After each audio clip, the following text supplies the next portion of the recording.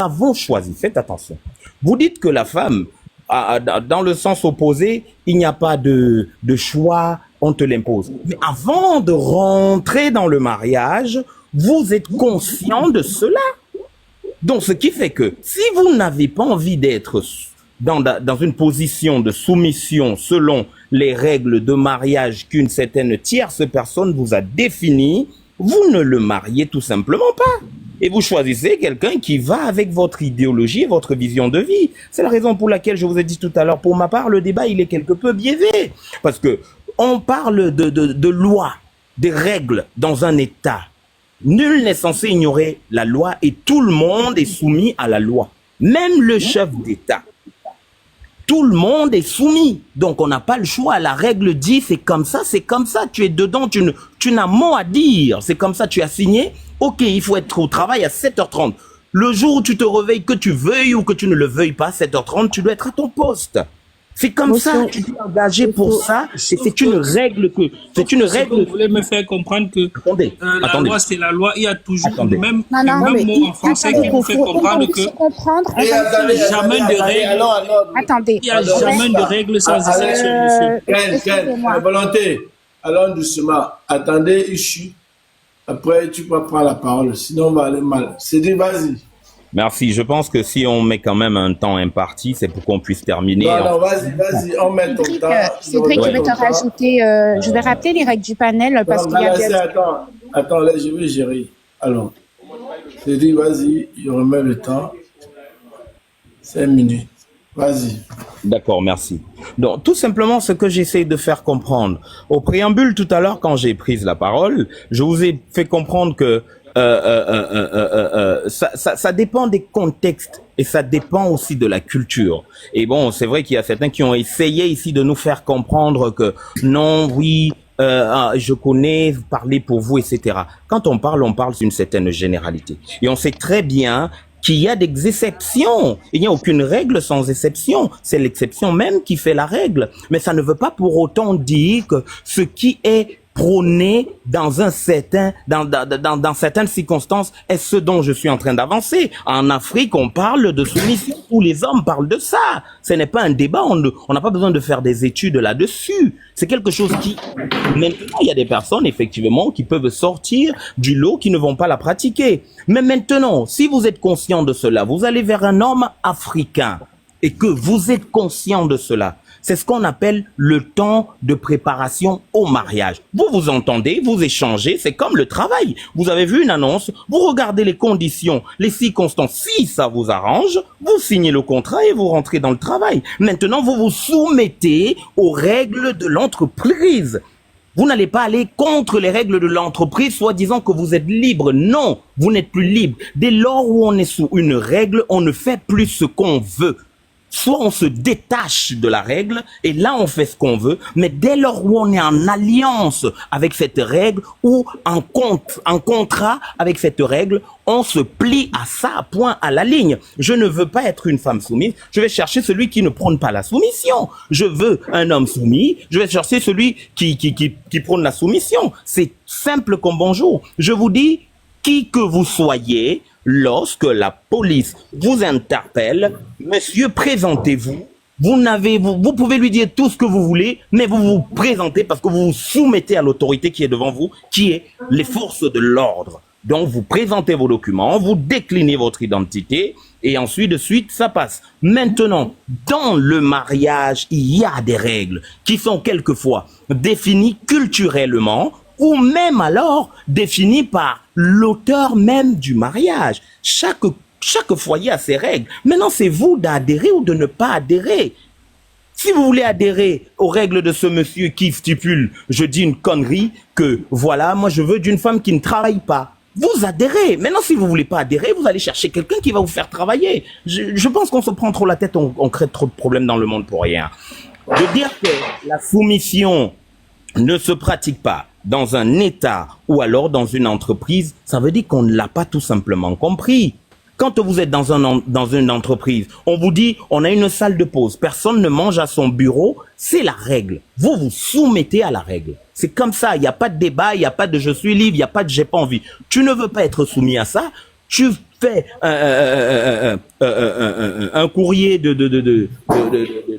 comment ça s'appelle en français, vous démissionnez, vous faites un courrier de démission et puis vous démissionnez, vous allez dans un autre emploi où vous allez être libre de vos aller et venir selon comme ça vous arrange, ou vous devenez auto-entrepreneur. Il y a beaucoup de gens qui le font aujourd'hui et il n'y a pas de problème. Maintenant, que j'entende qu'on puisse parler de subordination, je suis tout à fait d'accord. Mais lorsqu'on parle du fait que la soumission, c'est d'être sous, alors, les règles ou alors être sous une autorité, votre chef, c'est votre autorité, c'est votre N+1, c'est lui qui vous dit quand vous arrivez, bon aujourd'hui on va pas faire ça, on fait ci, vous ne demandez pas monsieur, vous faites ce qu'on vous demande de faire, vous êtes payé pour et vous avez signé un contrat pour. C'est la même chose pour un mariage. Dans un mariage, le monsieur vous voit avant de vous épouser. Moi, chez moi, c'est comme si, c'est comme ça, c'est comme ça. Ça vous arrange? Ok, ça ne vous arrange pas? Non. L'homme, il veut épouser une femme. La femme dit, chez nous, on dote. La dot, c'est 10 millions. Tu t'engages ou tu t'engages pas? Non, je ne m'engage pas et je vais chercher ailleurs. Mais si je m'engage, je me soumets à la règle de chez vous qui dit que je dois venir avec 18 porcs, 30 chèvres et je ne sais quoi. C'est comme ça. Donc, à un moment donné, arrêtons de vouloir dissocier. Non, chacun fait ses choix de vie. Et lorsque vous faites des choix, vous les supportez et ne vous plaignez pas après. Merci beaucoup. Je laisse la parole. Merci. Volontaire à toi. Ok, Guy, je ne veux même pas être long. Parce qu'à un moment, quand on a affaire à certaines personnes qui se disent certaines choses qui se contredisent, on respecte, je dis bien, vous confondez le respect en entreprise, dans le travail, le respect des lois avec la soumission. On n'est pas soumis à un patron. Moi, personnellement, je ne suis pas soumis à mon patron. Je respecte les lois du travail. Je respecte mes collègues. Je respecte mon patron. Je ne suis pas soumis à mon patron. Donc, on va pas passer la journée avec quelqu'un qui me dit, il prend tant de parole, il est pressé, voilà. Mais on accorde, il est encore là. Donc ça veut dire qu'à un moment, lui-même, il est faux. Comment est-ce que je vais croire tout ce discours alarmant, en fait? Monsieur, sachez que c'est du respect des lois du travail et non la soumission. Parce que vous confondez en ce moment-là du respect avec la soumission. En couple, vous me parlez de soumission. Oui, parce que la femme n'a pas le choix. Et vous, soi-disant, sodo bantou felaté, lorsque vous épousez une dame, oui, elle doit faire ci, elle doit faire ça, elle doit me demander la permission de ci et de ça. Elle n'a pas son mot à dire. C'est de l'esclavage. Elle est obligée de subir vos humeurs. C'est vous qui allez la tromper. L'infidélité, c'est vous. Faire des enfants hors mariage, c'est vous. Crier sur elle, battre sur elle, c'est vous. Et vous allez me dire que c'est quoi? Est-ce qu'au travail, on a ça? Je ne suis pas battu par mon patron. Mon patron ne crie pas sur moi. Non, à un moment, c'est bon là. Arrêtons un peu de dire, oui, on est soumis au travail, on est soumis au travail. Peut-être vous êtes soumis à votre travail. Moi, je ne suis pas soumis à mon travail. Mon patron ne peut pas me demander, oui, déshabille-toi, j'ai envie de coucher avec toi. Oh, en couple, vous le faites. Quand vous rentrez chez vous, la femme veut, elle ne veut pas, vous allez lui dire, vous avez besoin d'elle, sans son consentement même. C'est ça la soumission. Et c'est ce que vos soi-disant bantou frélatés là, sont toujours en train de faire subir aux femmes dans les couples. C'est de ça qu'on parle.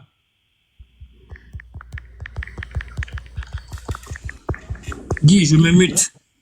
D'accord. Inélistable. En pause chez Kémy.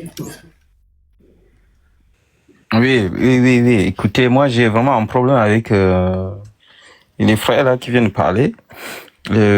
Déjà, moi, j'estime que vous comprenez pas le français. Alors, je vais aller sur mon PC. Soumission, nom commun, acte par lequel un individu accepte volontairement de se placer sous l'autorité ou le contrôle d'une autre personne. Ok, c'est ça la soumission. Vous venez de dire involontairement. Ah, volontaire. C'est juste pour être... Non, moi, je suis pas le genre de personne qu'on va museler pour... voilà. Vous venez de lire un truc involontairement. Non, monsieur, lisez bien. Vous avez dit involontairement. Vous êtes en train de lire la solution involontairement. J'ai pas dit involontaire. Déjà, ouvre tes oreilles. Je relis. Lisez bien votre ordinateur. Acte par lequel un individu accepte volontairement de se placer sous l'autorité ou le contrôle d'une autre personne. Le français, c'est compliqué, hein. Je sais, c'est compliqué. Donc, moi, ce que j'ai dit, c'est que, en fait, vous ne comprenez pas le français, je le réaffirme, et je certifie que vous comprenez pas le français. Et la vie, c'est pas que sur le S, quoi. C'est-à-dire qu'en gros, vous faites des écarts, mais ils sont hallucinants. Vous passez de l'entrepreneuriat, oui, les femmes, les hommes bantous forcent leurs femmes. Mais vous parlez même de quoi? En fait, votre vie, ça tourne que sur le sexe. C'est ça qui me choque, en fait. C'est que dans la vie, il n'y a pas que ça. Et le fait que vous gargarisez en disant vous êtes des Bantous, vous n'êtes pas des Bantous. Vous êtes des, comment on appelle ça? Des Franco-Africains qui se retrouvent en Afrique, qui se font passer pour ceux qui ne sont pas. Déjà parce que vous êtes dérangés, vous ne comprenez pas qui vous êtes. Et de deux, vous avancez des choses que vous ne connaissez même pas. C'est ça qui est très, très problématique.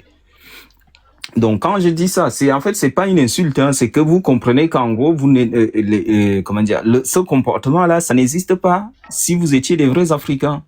En Afrique, ce que moi je sais dans ma culture, c'est que quand on se mariait, la personne, le mari, il arrachait la poule. Vous voyez, il prenait la poule, il devait courir, il devait traverser une rivière, c'est comme ça le mariage était validé. Il n'y avait pas tout ce que vous faites là avec l'occidentalisation des choses, vous allez à la mairie pour plumer les autres, pour faire genre on va escroquer l'autre personne, et du coup ça vous rend tous fous. C'est ça le problème.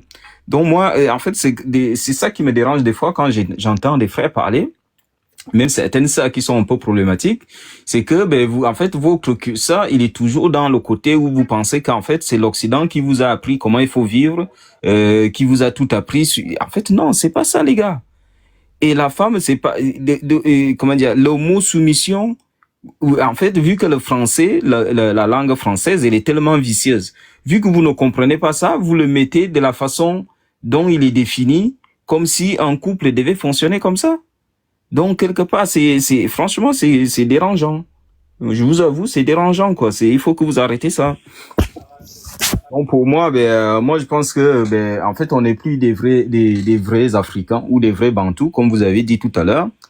Pour la simple et bonne raison qu'on ne sait pas qui nous sommes. Et de deux, en fait, le fait de comparer une femme comme si c'était une autre chose. En fait, ça vient de l'Occident, tout ça. C'est-à-dire, c'est des personnes qui vendaient leurs femmes, qui vendaient leurs enfants. Et vu que vous ne le savez pas, vous pensez que, en gros, c'est comme ça, les Africains, ils ont toujours fonctionné. C'est parce qu'on a échoué en Afrique, les hommes africains, et voilà, ils ont vendu leur coronesse, ils les ont donnés aux Occidentaux. Et du coup, on se fait passer pour ce qu'on n'est pas. Mais dans les faits, non. Il faut arrêter ça, les gars. Donc, moi, je vous conseille d'aller lire les livres qu'on appelle le français appris aux tirailleurs sénégalais. Vous voyez, vous allez à la BNF, là, vous le téléchargez, vous allez comprendre. On parle tous du français appris aux tirailleurs sénégalais parce qu'on ne comprend pas le français.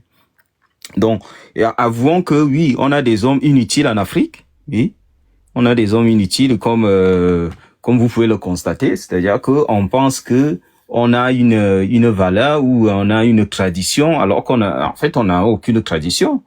Et quand les femmes le disent, il faut aussi l'écouter. C'est bon. Voilà, moi j'ai dit les femmes de valeur parce que des fois il y en a qui abusent un peu, mais elles ont quand même raison d'abuser parce que quelque part, sincèrement, on a le niveau le plus bas qui existe. Il faut vraiment qu'on arrête ça.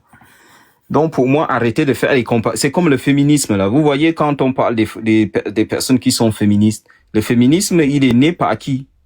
Hein? Vous voyez là où le féminisme est né? C'est pour vendre des bacon aux gens. En gros, on a dit aux gens de manger 3 fois par jour. Mais c'était les femmes qu'on a mis qui n'avaient rien à voir avec le féminisme africain. Donc, il faut arrêter ça. Voilà, moi, j'arrête là, mais s'il vous plaît, soyez intelligents quand même.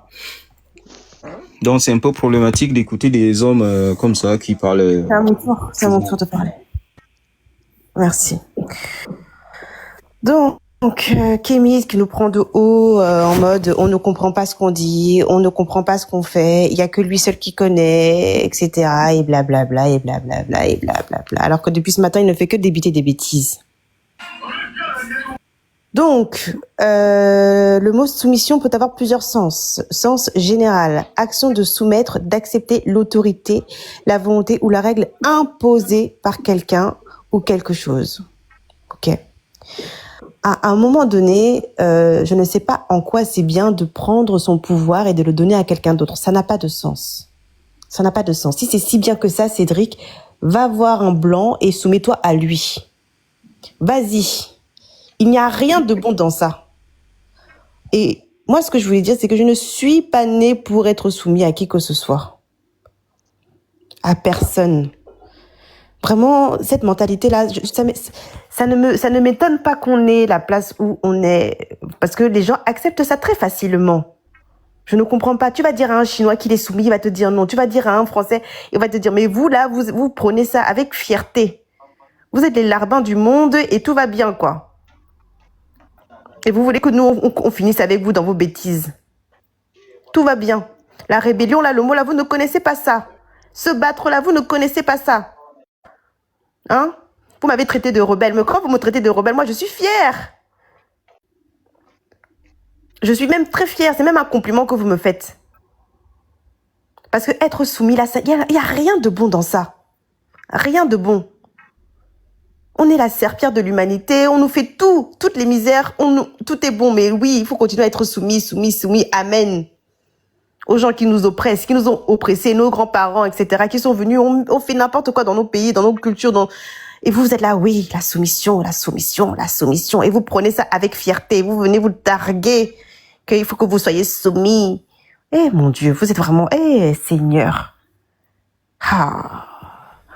Dans quel peuple moi-même je suis là? Ça me fait tellement mal. Et en tout cas, moi, je ne savais pas que nous, on était nés pour être soumis. Hein. Moi, je ne savais pas ça. Et personnellement, en tant qu'Africaine, en tant que Noire, et travail. Mais tout ce que vous trouvez à dire, c'est que les femmes sont des longues bouches. Mais ça devrait être vous, votre travail. Vous battre pour la fierté africaine. Le fait d'être noir, la culture. Vous êtes seulement là à prôner des valeurs qui n'ont pas de sens, qui ne viennent même pas de nous en plus. Ça n'a pas de sens ce que vous racontez. On ne peut pas dire que soyez soumis et en même temps dire que je suis fière. La fierté est où quand on est soumis à d'autres personnes? La fierté est où? L'honneur est où quand on est soumis à d'autres personnes et qu'on doit rendre des comptes à d'autres personnes? Moi, il faut m'expliquer la partie là. Quand c'est d'autres qui peuvent vous chicoter d'une gifle comme ça parce que vous ne faites pas ce qu'ils vous disent là, où est la fierté? Où est l'honneur? Moi, il faut m'expliquer. On est censé lutter pour... Vous ne voyez pas dans quel état sont nos pays, l'Afrique, le Cameroun. Vous ne voyez pas parce qu'on n'a pas la main mise sur nos propres richesses. On n'a pas la main mise, on ne décide pas. Et avec ça, juste voir l'état de nos pays, tout ça, vous continuez à dire que la soumission, c'est bien. C'est parce qu'on est soumis. C'est parce qu'on est soumis à d'autres que justement, on est dans la pauvreté la plus extrême. C'est parce qu'on n'a pas le choix. Eux ont la bombe atomique, nous, on ne l'a pas. Un coup où ils nous bombardent, on est fini. Là, ça, c'est la soumission. On n'a pas le choix. Mais vous êtes là, soumission. Vous ne voyez pas. Allumez vos cerveaux. Là, vraiment, s'il vous plaît, par pitié.